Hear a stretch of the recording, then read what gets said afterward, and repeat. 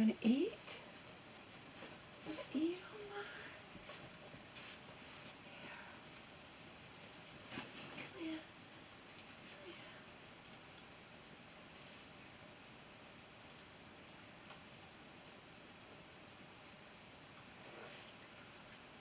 So day 2 consisted of 4:30 a.m. to 9:30 a.m.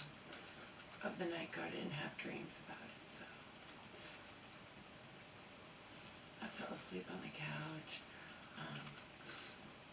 watching old Richard Pryor special that he did when I was 11 years old. I felt like maybe I've seen part of it before, I don't know.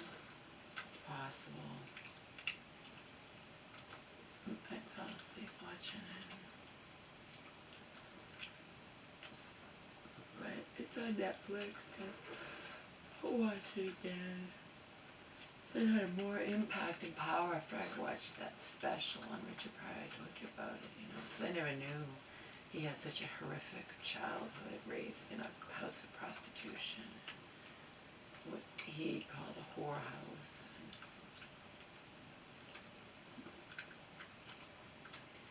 That he was very, very, very fucked up.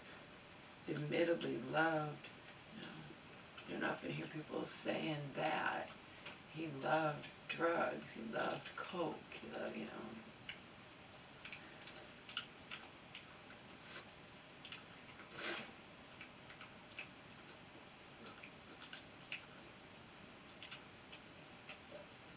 I think the way Wendy Williams has been behaving is just abhorrent. I was already disgusted with her, you know, about a month or so ago. I'm hardly alone, that she was making fun of Joaquin Phoenix's looks, you know. And someone's looks is out of their control. And not to mention the fact that she's been the victim of trolls before, I've seen, where they were commenting on her body, and then she's going to make fun of other people. But the worst is what she just did. She friggin' made a joke, and even her audience who loves her so much, made a joke about the horrific death of Drew Carey's ex-fiance, you know, who was this beautiful, intelligent sex therapist, but she and Drew parted amicably, and but her ex was a psychopath, a really attractive psychopath, which is always disgusting, you know. I mean, he pushed her over her balcony, and Wendy Williams actually was so fucking sick. She was like, "Oh, come on down," like making a joke about that. Her audience didn't laugh, which give him credit, because that's sick. And she thinks she can just say whatever she wants and then apologize after, you know? Awful. Awful. I've never liked her anyway. But for her to be making a joke about someone's horrific, just awful, you know? She was thrown over a balcony, and Wendy Williams and she was Drew Carey, because he hosts The Price is Right, and to say, "Come on down," like, it's awful.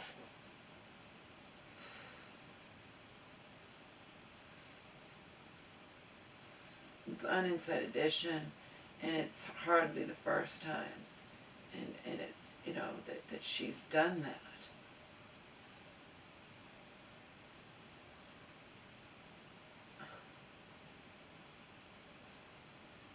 Listed something else too that I don't think I knew about, but I knew about the Joaquin Phoenix, you know, making fun of his looks. Like, what the fuck?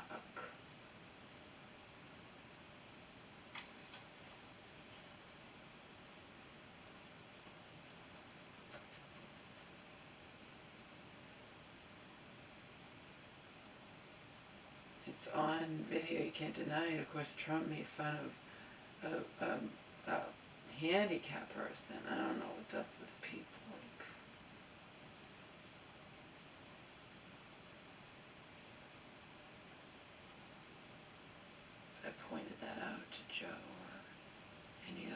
Trump supporter. You know, like I said, I voted for him. It doesn't. But if I pointed that out to Joe, Joe would be like, "Well, no one says that he's perfect, but basically he's better than the alternative." Right?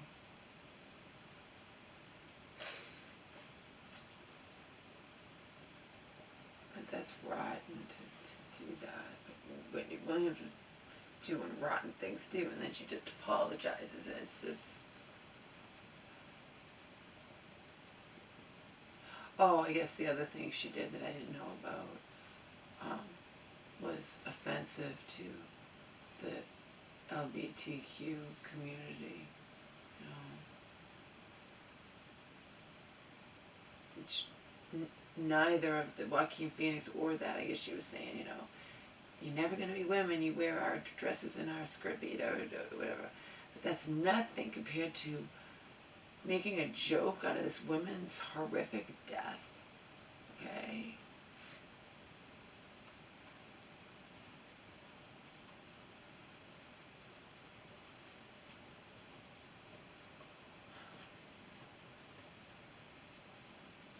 I'm mentioning it because it was just on Inside Edition yesterday.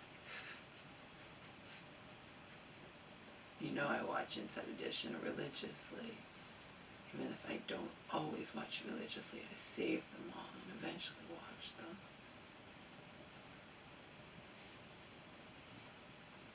It's all gone. We ate it. You ate it all. I didn't eat it. So yeah, I'm wearing that night guard. I'm not, happy about doing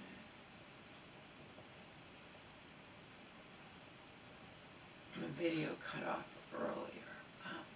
On what I was saying before, or I went off on something else, but you don't just pick up the phone and call animal control for 2 seconds. But remember, don't forget, they knew who I was. Otherwise, animal control wouldn't know where we lived. See, they had the name, and that's just sick, right? I've seen it in movies. I've seen it in real life. The interesting thing is that same morning that I was dragging Omar, which I was not dragging Omar, I was trying to get him to walk. He was being stubborn, didn't want to walk at all, okay? He was walking at the snail's pace. But all people see is the big, tall, and they think of the poor little pug. Yeah, well, the poor little pug, when he wanted to get home the other day, was pulling me. I mean, he was walking faster than me. I had his carrier with our day's worth of water and my pocketbook, whatever, slung over this shoulder, and I had him in the other hand, okay? And we couldn't miss that appointment. It's not easy to get. It was far away. We had to get the bus, okay? Remember, I have to take numerous forms, various forms of public transportation to get to his eye appointment. And to have that, it's like such an insult. And the thing is, when we were far away, later on that day, we bumped into this woman whose dog didn't want to walk, right? It was just, this is just irony, because I had no idea what someone had done to me that morning, early in the morning. And her dog didn't want to walk. And he kept being stubborn because he wanted to be with Omar, and she was dragging him. And I was calling out to him like, oh yeah, I was laughing. I'm like, yeah, you might. And again, he was in a harness. He's not being hurt any more than Omar was. And I was like, yeah, I had to do that to my dog this morning. But remember, I did it briefly, trying to get him to walk.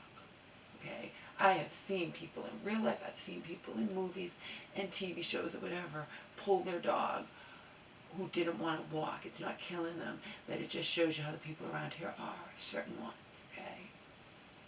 I told you how I was abandoned in my time of need when I broke my foot, abandoned by so-called friends. And 2 years later, I found out that the one friend only abandoned me without any explanation because God-sent woman ordered her to, and these people are like, how old are you, 5? Are you in grade school? Don't talk to her because I'm not. I mean, the fuck?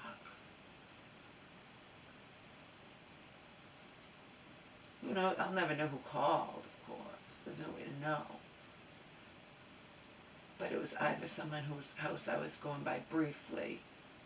Okay, I either looked out the window and saw what they saw, or someone who drove by me briefly. Either way, it was briefly. How dare you fucking pick up the phone and send animal control to my door. I would never do that to anybody, but I also wouldn't call the cops on a weekend night because somebody's briskly walking by my house and singing. A weekend night, mind you, and miles from here, so not anybody who knew me, just somebody who's a motherfucker, okay? Can't fucking breathe.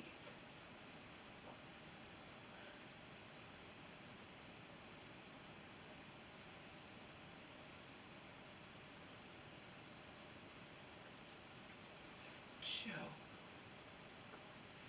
On a brighter note, and then I'm going to bed.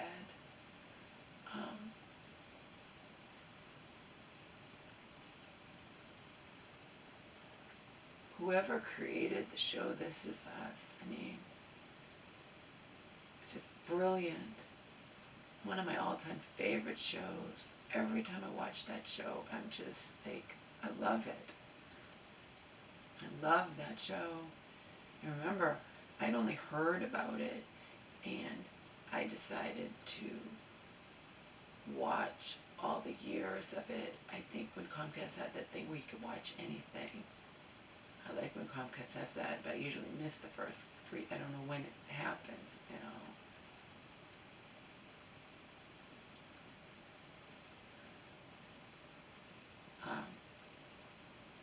I binge watched it like 3 years or something. Then I was caught up, and now I love it. It didn't disappoint. There's no, I just love that show. It's just, I love it. I could see why it was so, like, award-winning, why people loved it. And I was hooked immediately. There's very few TV programs I can say that about which I can say that, you know. I love This Is Us. It's so good. Whoever came up with it, whoever writes for it, I mean, it's just so good. So real, so powerful, so just not ever, like, it's just good.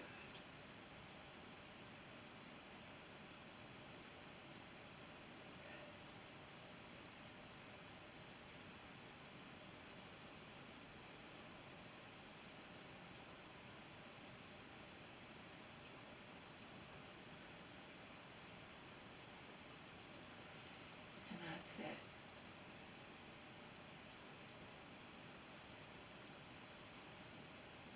Sometimes I start to say something, and then I might return back to it, but that video cut off after a few minutes because it was full.